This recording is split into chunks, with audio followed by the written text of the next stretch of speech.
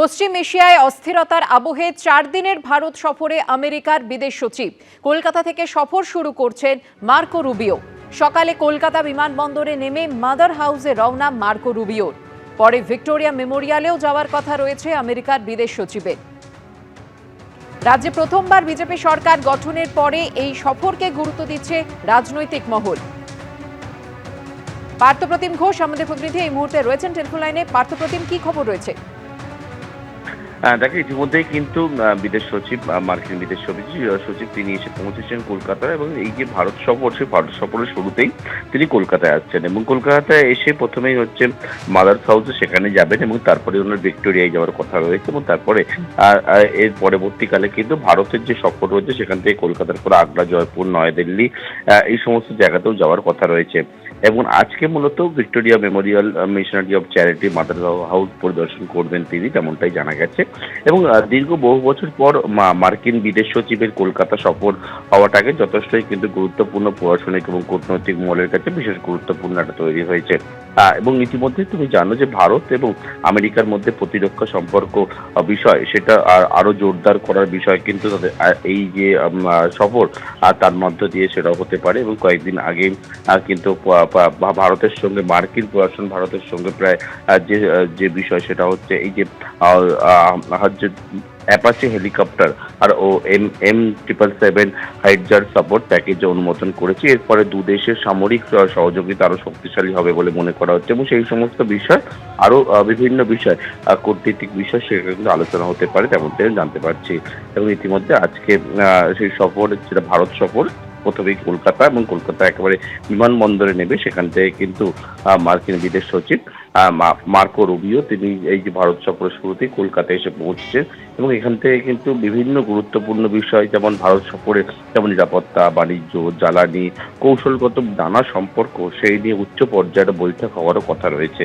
এবং যেমনটা জানতে পারছি, কলকাতার পরবর্তীকালে আগ্রা, জয়পুর, নয়াদিল্লিতে তিনি সফর করবেন এবং আজকে আপাতত কলকাতার বিমানবন্দরে নামার পরবর্তীকালে তিনি প্রথমে হচ্ছে মাদার্স হাউস এবং তার পরবর্তীকালে ভিক্টোরিয়া মেমোরিয়াল, সেখানে কিন্তু যাবেন, তেমনটাই কিন্তু এখনো পর্যন্ত শিডিউল রয়েছে বলে আমি জানতে পারছি। ধন্যবাদ পার্থপ্রতিম।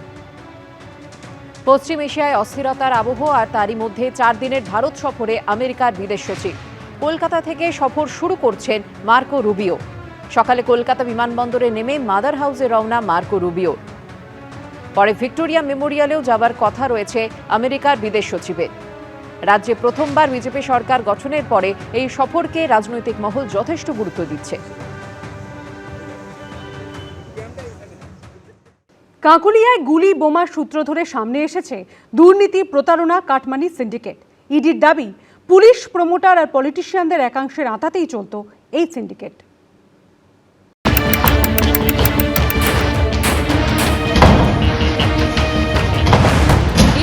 চোর খুঁজতে গিয়ে ডাকাত ধরা, এলাকার দখল ঘিরে গুলি বোমা, আর সেই সূত্র ধরেই সামনে এলো দুর্নীতি, প্রতারণা, কাটমানি সিন্ডিকেট, যা চলত পুলিশ, প্রমোটার আর পলিটিশিয়ানদের একাংশের যোগসাজশে। আদালতে যাকে পিপিপি মডেল বলে উল্লেখ করেছে ইডি। 1 ফেব্রুয়ারির সন্ধে এভাবেই অশান্ত হয়ে উঠেছিল গোলপার্কের কাছে কাকুলিয়ারও। বোমা, গুলি, ভাঙচুর, বাদ যায়নি কিছুই। এই ঘটনায় অন্যতম মূল অভিযুক্ত হিসেবে উঠে আসে সোনা পাপ্পুর নাম, কিন্তু 2 মাসেও পুলিশ তাকে ধরেনি। বিধানসভা ভোটের ঠিক আগে এইসব মামলা হাতে নেয় ইডি। এরপর 1 এপ্রিল বালিগঞ্জের ফান রোডে সোনা পাপ্পুর বাড়ি, পিকনিক গার্ডেনে তাদের পারিবারিক সোনার দোকান, বালিগঞ্জে সান এন্টারপ্রাইজ নামে একটি সংস্থার অফিস ও বেহালায় এই সংস্থার ম্যানেজিং ডিরেক্টর জয়েশ কামদারের বাড়িতে পৌঁছে যায় ইডি। দিনভর তল্লাশি চালিয়ে উদ্ধার হয় নগদ 1,20,00,000 টাকা। সোনা পাপ্পুর বাড়ি থেকে একটি দেশি পিস্তলও উদ্ধার হয়। পরে আদালতে ইডি দাবি করে এই পিস্তলের কোনো লাইসেন্স নেই। আগ্নেয়াস্ত্রটি ব্যবসায়ী জয়েশ কামদারের সংস্থা থেকে কেনা হয়েছিল সোনা পাপ্পু স্ত্রীর নামে। তার ঠিক 15 দিন পরই কাকুলিয়ার ঘটনা ঘটে বলে আদালতে জানায় ইডি। এরপর কোটি কোটি টাকা প্রতারণা মামলায় ইডির হাতে গ্রেপ্তার হন ব্যবসায়ী জয়েশ কামদার। গ্রেপ্তার করা হয় কলকাতা পুলিশের ডিসি শান্তনু সিনহা বিশ্বাসকেও। আদালতে ইডি দাবি করে ব্যবসায়ী, পুলিশ কর্তা ও সোনা পাপ্পু যোগসাজশে চলত জমি দখলদারি সিন্ডিকেট। দুর্নীতির শিকড় থেকে উপড়ে ফেলা হবে, এটা আমাদের কোনো রাজনৈতিক বার্তা নয়, এটা আমাদের সংকল্প। আমরা মানুষকে একথা বলেছিলাম, মানুষ আমাদের উপরে ভরসা করেছিলেন এবং মানুষ সেই জন্য আমাদের ভোট দিয়েছেন। কাউকে রেয়াত করা হবে না, কাউকে বাঁচানো হবে না। কেন্দ্রীয় এজেন্সি সূত্রে দাবি, সোনা পাপ্পু মামলার তদন্তে নেমে জয় কামদার ও শান্তনু সিনহা বিশ্বাসের একাধিক হোয়াটসঅ্যাপ চ্যাট গোয়েন্দাদের হাতে আসে, যেখানে একাধিক এফআইআর নম্বর পাওয়া গেছে। ইডির দাবি, এসব ভুয়ো এফআইআর করে চাপ তৈরি করতেন ডিসি শান্তনু সিনহা বিশ্বাস। আদালতে ইডি দাবি করে, এই প্রমোটার পুলিশ কর্তার হয়ে সামনে থেকে কাজ করত সোনা পাপ্পু। বিশ্বজিৎ পোদ্দার ওরফে সোনা পাপ্পু হুমকি দিয়ে ভয়ের পরিবেশ তৈরি করত, তারপর নামমাত্র টাকায় হাতিয়ে নেওয়া হতো জমি। জয় কামদার, শান্তনু সিনহা বিশ্বাস, সোনা পাপ্পু, একে একে তিনজনকেই ধরেছে ইডি। তাদের থেকে কি তথ্য বেরোবে? বড় মাথা অব্দি পৌঁছবে তারা? এবিপি আনন্দ। কলকাতা পুরসভায় ঘটে গেল নজিরবিহীন ঘটনা। তালাবন্ধ রাখা হলো পুরসভার অধিবেশন কক্ষ। হাউসের বাইরে হাউস বসালেন তৃণমূল কাউন্সিলর। বিরোধীদের ডাকাই হয়নি, বেআইনি অধিবেশন, পাল্টা দাবি করল বিজেপি। আমরা যদি নো কনফিডেন্স জানি, মেয়র তার ভোট বাঁচাতে পারবেন তো? এইভাবে অধিবেশন কক্ষ বন্ধ করে এটা একটা ইতিহাস হয়ে রইল। প্রথমে পুর কমিশনারের সঙ্গে মেয়রের দ্বন্দ্ব, আর এবার কলকাতা পুরসভায় ঘটল নজিরবিহীন ঘটনা। তালাবন্ধ রাখা হলো পুরসভার অধিবেশন কক্ষ। হাউসের বাইরে পুরসভার ভেতরে কাউন্সিলরদের ক্লাবে হাউস বসালেন তৃণমূল কাউন্সিলররা। এটা একটা সব নির্বাচিত যত আমাদের প্রতিনিধি আছে তাদের একটা চরম অপমান। ধরুন আমরা অ্যাসেম্বলি ডাকলো আর সেখানে অ্যাসেম্বলি খোলা হলো না, এটা একটা নিদর্শন হয়ে রইল। আরে রাজত্ব চলে গেছে, জমিদারি নেই, জমিদারি স্বভাবটা রয়ে গেছে। এই পুরসভাকে আমরা মেয়রের জলসাঘর হতে দেব না। শুক্রবার ছিল পুরসভার মাসিক অধিবেশন, কিন্তু তার একদিন আগে বৃহস্পতিবার কলকাতা পুরসভার তরফে নোটিশ জারি করে জানানো হয় আপাতত এই মাসিক অধিবেশন স্থগিত রাখা হচ্ছে। নোটিশ জারির কিছুক্ষণ পরই কলকাতা পুরসভার সচিব বদল করে দেয় বিজেপি সরকার। কিন্তু আদৌ এভাবে পুরসভার মাসিক অধিবেশন স্থগিত করা যায় কিনা তা নিয়ে প্রশ্ন তোলেন তৃণমূল কাউন্সিলরদের একাংশ। চেয়ারপারসনের তরফে সেক্রেটারিকে চিঠি দিয়ে বলা হয় অধিবেশন কক্ষ খুলে দিন, চাওয়া হয় চাবি, কিন্তু অধিবেশন কক্ষ বা কাউন্সিল চেম্বার খোলা হয়নি। এরপরই কাউন্সিলর্স ক্লাব রুমে অধিবেশন করার সিদ্ধান্ত নেন তৃণমূল কাউন্সিলররা। তৃণমূলের 136 জন কাউন্সিলরের মধ্যে অধিবেশনে অংশ নেন 96 জন। মিউনিসিপাল অ্যাক্টকে উপেক্ষা করে সাংবিধানিক অধিকার, এই অধিকার কেড়ে নিতে পারে একমাত্র স্বৈরাচারী শাসন ব্যবস্থা, তার বাইরে কেউ নয়। আজকে এই হাউসে সেই বিরোধীরা কেউ কোনো খবরই পেল না। শুধু বিজেপি নয়, সিপিএম আছে, হ্যাঁ, মানে বামপন্থীরা আছে, খবর পাইনি।